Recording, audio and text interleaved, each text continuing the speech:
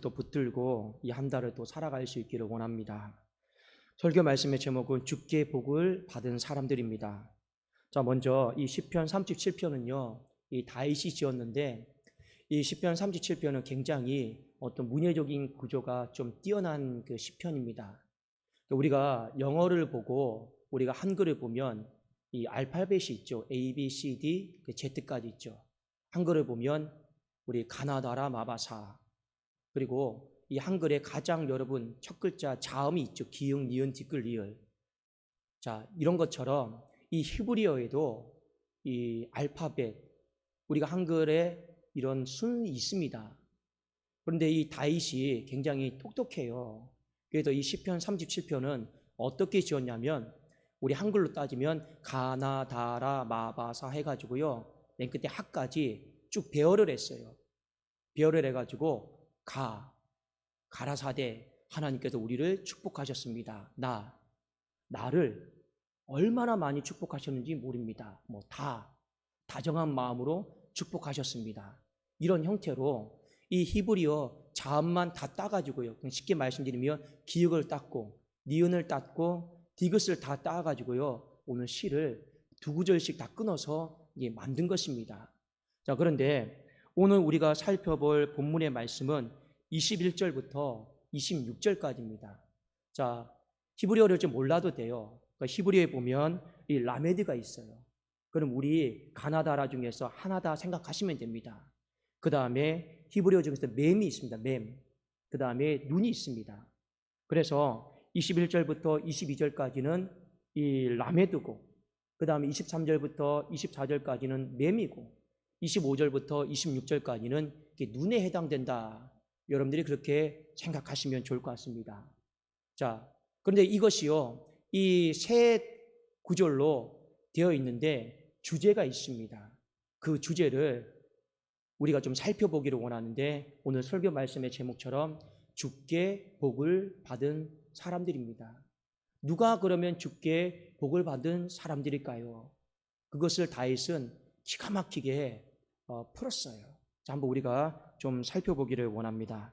먼저 라메드예요. 21절부터 22절까지인데, 자, 같이 읽어보도록 하겠습니다. 21절, 22절 시작. 악인은 꾸고 갚지 아니하나 의인은 은혜를 베풀고 주는도다. 주의 복을 받은 자들은 땅을 차지하고 주의 저주를 받은 자들은 끊어지리로다.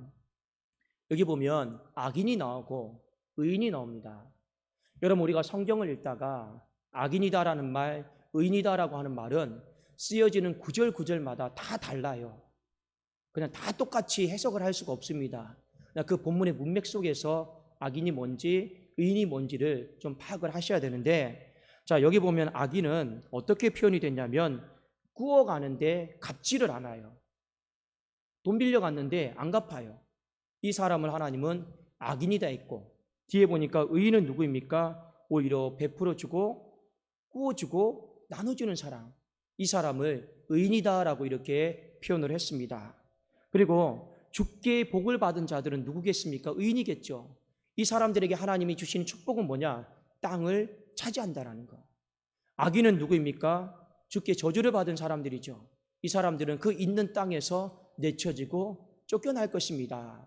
그것을 먼저 21절에 이야기를 합니다. 자, 먼저 이 구절은 하나님과 우리 사이에 적용을 할 수가 있어요. 어떻게 적용을 할 수가 있냐면, 우리가 보통 여기 오늘 올라온 기도 제목에 되어 있지만 하나님께 은혜를 받았다고 하죠. 근데 우리는 하나님께 이 은혜를 받았다라고 합니다. 근데 이 은혜를 받았다라고 하는 이 말 속에 항상 우리 마음에는 무거운 책임감이 있어요. 어떤 책임감이 있느냐? 그 은혜를 갚아야겠다. 그 은혜 우리가 갚아드려야겠다. 그래도 우리가 헌신의 삶을 사는 것입니다. 자, 여기에는 우리가 굳이 뭐라고 내가 은혜를 줬으니까 너 은혜 갚아, 이런 하나님과 우리 사이에 계약이 있는 건 아니에요. 그런데 양심이 있는 사람은, 제대로 하나님의 은혜를 깨닫는 사람은 어떤 마음을 갖느냐? 그래도 하나님이 나에게 은혜를 베풀어 주셨지, 나를 사랑해 주셨지, 이 여러분 감사와 감격 속에서 내 남은 인생 나를 위해 살지 않고 하나님의 은혜를 갚겠다. 이것이요, 양심이 있으면요, 우리가 마음속에 자연스럽게 나오는 반응인 겁니다. 이건 우리가 굳이 하나님과 계약서에 쓰지 않아도 자연스럽게 나오는 반응이에요. 자, 그런데 이 자연스럽게 나오는 반응 속에서 우리는 왜 그런 고백을 할까요? 구체적으로 말하면 이런 뜻 때문에 그렇습니다. 하나님이 우리에게 은혜를 빌려주신 거예요. 하나님이 우리에게 은혜를 꾸어주신 거예요. 그러니까 우리는 어떻게 하는 겁니까? 내가 하나님 앞에 은혜를 빌려왔고 은혜를 꾸어왔으니까 다시 은혜를 베풀고 은혜를 나누어주는 삶을 살아야겠다. 그런 마음이 우리에게 생기는 것입니다. 그래서 오늘 이 말씀을 하나님과 우리 사이에 적용해 보면 바로 그것입니다. 누가 그러면 이 땅에서 베풀어주고 나누어주는 삶을 살까요? 하나님께 내가 은혜를 받았다라고 하는 걸 인정하고 그것을 감사하고 감격하는 사람은 의인처럼 살아요. 나누어주고 꾸어주려고 그래요. 그러나 분명히 똑같이 하나님께 은혜를 받았는데 그 은혜 받았음을 인정하지 않는 사람은 어떻게 합니까? 나눠주지 않아요. 꾸어주지 않아요. 오히려 어떻게 합니까? 내 힘과 능력으로 그 재산이 생겼다 생각하고 내 힘과 능력으로 그 소유가 생겼다고 생각하는 거예요. 내가 일구어온 거예요. 그래도 오늘 의인과 악인이 갈려지는데 특이하게도 하나님은 죄의 관점 속에서 이것을 구분시킨 게 아니고 빌려온 것을, 꾸어온 것을 갚느냐 갚지 않느냐 이 관점 속에서요 의인과 악인을 하나님은 나누셨습니다. 여러분, 우리 성경에 누가복음 6장 38절에 보면 예수님께서 이런 말씀을 제자들에게 하셨습니다. 주라, 그리하면 너희에게 줄 것이니 곧 후히 되어 누르고 흔들어 넘치도록 너희에게 안겨주리라. 너희가 헤아리는 그 헤아림으로 너희도 헤아림을 도로 받을 것이요. 여기에 말씀 보면 주라라고 나와 있죠. 이 제자들에게 하신 말씀입니다. 어떤 마음으로 주님이 주라라고 했냐면 내가 너희들에게 아무것도 없을 때 은혜를 다 빌려주지 않았느냐. 내가 너희들이 아무것도 없을 때 내가 은혜를 꾸어주지 않았느냐. 그러니까 너희들이 앞으로 살아가면서 주라라는 거예요. 뭘 주라라는 거예요? 그 받은 은혜를 빌려주라라는 거예요. 그 받은 은혜를 또 꾸어주라라는 거예요. 꾸어주면서 도로 받을 생각하지 말고 그냥 다 주라라는 거예요. 다 빌려주라라는 거예요. 그러면 하나님이 또 어떻게 하시겠다 했습니까? 곧 후히 되어 누리고 흔들어 넘치도록 다시 너희에게 안겨주겠다. 하나님의 은혜는요 속성이 있습니다. 받았죠? 다시 빌려줘야 돼요. 그러면 하나님이 또 다시 우리에게 빌려주시는 거예요. 하나님의 은혜는 우리가 꾸어왔죠? 또 다른 사람들에게 또 꾸어주는 거예요. 그러면 하나님은 더 많이 우리에게 또 꾸어주는 겁니다. 이것이 하나님의 은혜의 원리예요.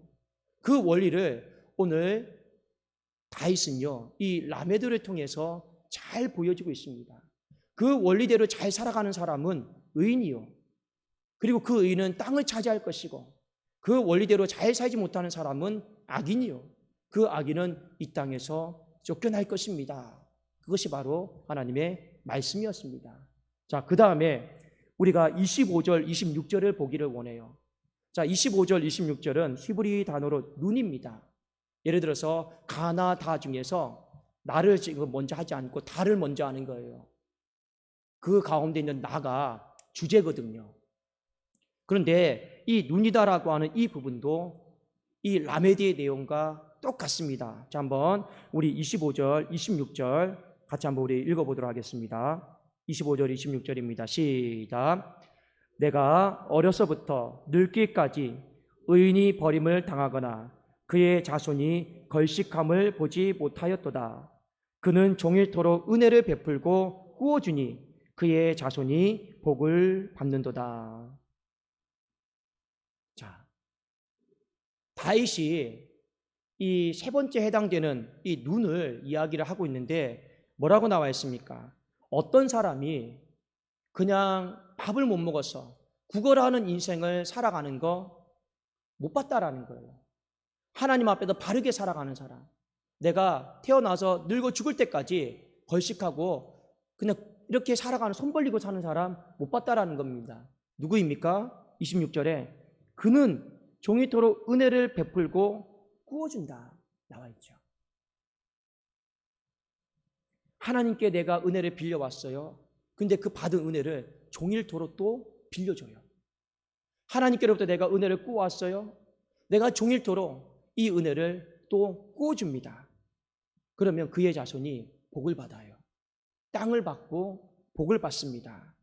그의 자손이 절대로 버림을 당하는 일이 없을 것입니다.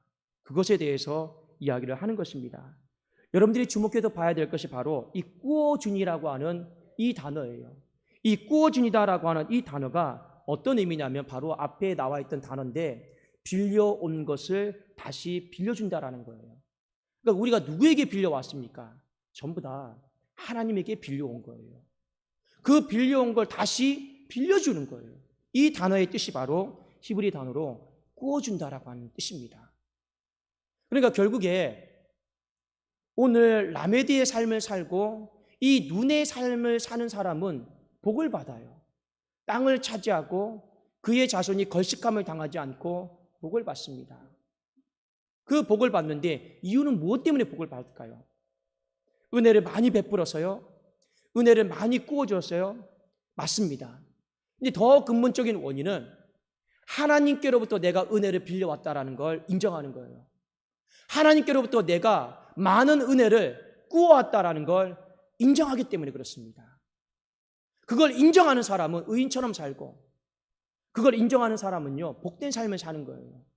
그래서 그걸 인정하기 때문에 우리가 베풀어 주는 거예요. 다시 빌려주고 구워주는 것입니다. 하나님은 우리가 그러한 삶을 살기를 원하세요. 여러분 이 3월달을 살면서 한 가지 주제가 있습니다. 우리 3월달에는 고난주간도 있고 우리의 또 특세도 있고 이 특별히 3월달에 여러분들이 정말로 매일매일을 묵상하기를 원하는 건 하나님의 은혜입니다. 하나님의 은혜를 깊이 묵상하시고 그 하나님의 은혜 가운데 내가 얼마나 많이 빌려왔는지 얼마나 많이 구워왔는지를요 기억하시라라는 거예요. 단순히 내가 하나님께 그냥 은혜 받았습니다. 그러면 의인처럼 사세요. 하나님께 내가 은혜 받았다라고 하면 베풀어주고 구워주는 삶을 사십시오. 자, 그런데 오늘 우리가 마지막에 살펴봐야 될 이 한 구절이 있습니다. 이 맴입니다. 맴. 하나님 앞에 빌려왔고 구워왔던 것을 다시 베풀어주고 구워주는 사람에게 하나님께서 우리에게 은혜를 베풀어 주시는데 어떤 은혜를 베풀어 주시는가? 이 가운데 맴이다라고 하는 이곳을 통해서 가장 잘 표현을 하고 있습니다. 그런데 저는 우리 성도님들에게 이 은혜가 있기를 원해요. 자, 한번 우리 23절, 24절입니다. 자, 우리 마지막으로 맴에 대해서 한번 보도록 하겠습니다. 23절, 24절입니다. 시작, 함께 읽겠습니다. 시작. 여호와께서 사람의 걸음을 정하시고 그의 길을 기뻐하시나니 그는 넘어지나 아주 엎드려지지 아니함은 여호와께서 그의 손으로 붙드심이로다. 우리가 인생을 살다 보면 넘어져요. 쓰러지죠. 그런 경우들이 많이 있습니다. 안 넘어지는 사람 없습니다. 안 쓰러지는 사람 없어요. 교회도 위기를 겪으면 쓰러집니다. 가정도 뜻하지 않는 위기 가운데 쓰러져요. 자, 그런데 하나님께서 어떤 축복을 주시냐? 그는 넘어지지만 아주 엎드려지지 않는다. 그러니까 내던져지지 않는다라는 거죠. 근데 왜 그 교회가, 그 가정이 엎드려져도 내던져지지 않느냐? 이유가 있습니다. 뒤에 보면 여호와께서 그의 손으로 붙드신다라고 하는 말이 있죠. 이 구절이 히브리 단어로 정확하게 살리면 이런 의미입니다. 하나님이 그 사람을, 넘어지는 사람을 붙들어주기 때문에 안 쓰러지는 거예요. 넘어지는 교회를 붙드시기 때문에, 넘어지는 사람을 붙드시기 때문에 안 쓰러지는데 결국에는 하나님의 손 문제예요. 근데 이 구절이 정확하게 말하면 어떤 의미냐? 하나님이 그 손을 빌려주신다라는 거예요. 하나님께서 그 붙드시는 손을 그 사람에게 빌려주시기 때문에 그 사람은 넘어지는다 해도 아주 엎드려지지 않고 그 교회는 쓰러지는 것 같지만 하나님이 그 붙드시는 손을 빌려주시기 때문에 꾸어주시기 때문에 아주 내던져지는 인생이 되지 않을 것입니다. 그 이야기를 하고 있는 것입니다. 여러분, 하나님의 은혜를 기억한다라고 하는 건 묵상 차원에서 끝나는 것이 아닙니다. 다윗은 하나님의 은혜의 깊이 가운데 들어갔던 사람이에요. 그 하나님 앞에서 내가 은혜를 공짜로 받았다라고 생각하지 않았습니다. 물론 하나님은 주실 때는 공짜로 주셨어요. 근데 받는 사람의 입장에서는 공짜로 받았다라고 생각하지를 않았습니다. 꾸어왔다고 생각한 거예요. 빌려왔다고 생각한 거예요. 그러니까 이 남은 생애를 의인처럼 갚으려고, 빌려주려고, 꾸어주려고 그런 마음을 가졌습니다. 하나님 보니까 예쁘죠? 나는 공짜로 줬는데 받는 사람 입장에서는 공짜로 받았다 생각하지 않고 내가 갚겠다라고 하잖아요. 그러니까 하나님께서 그의 인생 가운데 어떻게 하십니까? 다윗의 인생을 보십시오. 그가 한 번은 죄를 지음으로 말미암아 치명적인 죄를 지었어요. 엎드려졌어요. 쫓겨났어요. 그런데 하나님은 다윗의 집을 살려내셨습니다. 왜요? 하나님께서 붙드시는 손으로 빌려주셨거든요. 그 붙드시는 손으로 다시 꾸어주셨거든요. 그것 때문에 다윗의 집이 살아났고 다윗의 가정이 살아난 것입니다. 다른 이유가 없습니다. 우리라고 여러분 죄 안 지을까요? 안 넘어질까요? 안 엎드려질까요? 아닙니다. 선줄로 안 자는 넘어질까 조심하라 했습니다. 교만이라고 하는 것이 우리 교회와 우리의 가정과 내 신앙 안에 1%라도 여러분 들어오지 않아요. 금방 넘어져요. 그게 우리의 인생입니다. 안 넘어지기를 원하지만 마귀는 늘 우리의 마음 가운데 넘어져라, 넘어져라, 넘어져라. 망해라, 망해라. 그것을 위해서 안달하고 있는 것이 바로 마귀예요. 우리가 24시간 못 깨어 있잖아요. 그러니까 여러분 오늘 또 넘어져 있어요. 근데 희한하게 완전히 엎드려져 있지 않습니다. 왜요? 하나님이 붙드신 손을 우리에게 빌려주시거든요. 꾸어주시거든요. 그럼 왜 하나님께서 붙드시는 손을 우리에게 빌려주시고 꾸어주십니까? 그래도 우리의 마음에 부족하더라도 은혜 갚겠습니다. 그 빌려온 은혜 다시 꾸어주겠습니다. 나눠주겠습니다. 그런 마음으로 살아가기 때문에 하나님이 예쁘다, 대견스럽다 하고요. 그 붙드시는 손에 은혜를요 빌려주시는 것입니다. 우리 하나님의 은혜를 깊이 묵상하십시오. 내 손에서 나로부터 생긴 거 아무것도 없습니다. 그저 하나님의 은혜인 줄로 믿고 오히려 하나님 앞에 이렇게 기도하십시오. 하나님 많이 빌려주세요. 저한테 많이 빌려주세요. 저한테 많이 꾸어주세요. 제가 거저받겠다라는 거 아닙니다. 하나님께서 저에게 많이 빌려주시고 많이 꾸어주시면 저 역시도 하나님 많이 빌려주고 많이 꾸어주는 그 삶을 살겠습니다. 거래하겠다라는 거 아닙니다. 그 은혜의 가치를 알고 감사하면서 제가 살 테니 하나님 많이 빌려주세요. 많이 꾸어주세요. 그 은혜를요 하나님 앞에 구하십시오. 그저 받았는데 그저 주셨는데 보통 사람들이 이러죠. 먹튀라고 그러죠. 날라버린다고 그러죠. 그런 사람 되지 마시고 그 은혜를 기억한다라면 의인처럼 복을 받은 사람처럼 반드시 살아가십시오. 그러면 하나님께서 반드시 여러분의 인생의 위기 가운데 여러분의 인생 가운데 필요할 때 손을 빌려주십니다. 인생의 손은요 큰 의미가 없어요. 우리가 가장 필요한 손은요 하나님의 손 아니겠습니까? 하나님께서 붙들어 주시는 그 손 아니겠습니까? 붙들어 주시기만 하면 하나님께서 만져주시기만 하면 낫고 치유되어지고 회복되어지고 다시 일어설 수 있는 건 아니겠습니까? 누구에게 하나님이 그 손을 빌려주신다고요? 그 은혜를 빌려왔다는 거, 그 은혜를 꾸었다라는 걸 감사하고 묵상하는 사람에게 하나님께서 이 손을 빌려주신다라고 하는 걸 믿음의 눈으로 바라보면서 여러분의 이 3월달이 여러분이 갖고 있는 시간들, 여러분이 갖고 있는 재능들, 여러분이 갖고 있는 여러 가지 것들 소유들이 많이 있어요. 다시 베풀어 주세요. 다시 꾸어주세요. 다시 드리십시오. 그러면 하나님께서 반드시 놀랍도록 붙들어 주시는 그 은혜 속에서 우리가 세워지고 더 일어나는 하나님의 놀라운 은총이 이 3월달에 충만하게 임하기를 주님의 이름으로 축원합니다. 우리 한번 찬송하시겠습니다.